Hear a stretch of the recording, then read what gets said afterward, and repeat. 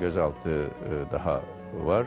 Serokvezîr Ahmed Davutoğlu ser êrişa terorîya li Enqereyê sekinî û got 10 kesên din jî hatine binçavkirin û diyar kir ku kê piştgirî dabe êrişkaran dê werin tespîtkirin û ew sînorê Iraq û Sûriyê weke sînorekî bibînin.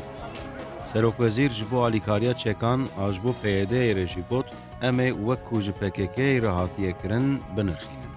PYD'ye yapılan yardım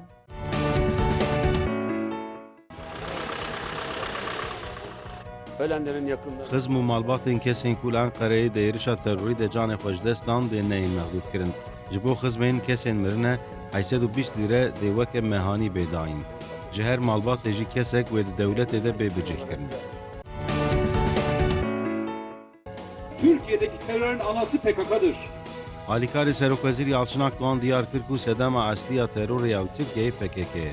Akdoğan got hemû rêxistinên terorî ji heman avabûnên tarî xwe digihînin. Okulların açılışında bir boykot teşebbüsü oldu. Wezîrê Perwerdeyê Navî Avcı diyar kir ku dema dibistan vebûn, li bajarên Rojhilat rêxistinê bang li gel kir ku dibistanan boykot bike, lê gel goh neda vê bangê. Avcı got, xelkê herêmê girêdayî gelê xwe ye. Wezîrê Perwerdeyê bû mêvanê masraya edîtora Ajansa Anadolu'yê. Devlet sorunları çözmek için her yolu denedi. Alîkarê Serokvezîrê Berê Beşîr Atalay li Edremit'a navçeya Wanê bû. Atalay rewşa dawîniya pêvajoyê nirxand û got, dewletê ji bo çareserkirina pirsgirêkan her rê ceriband.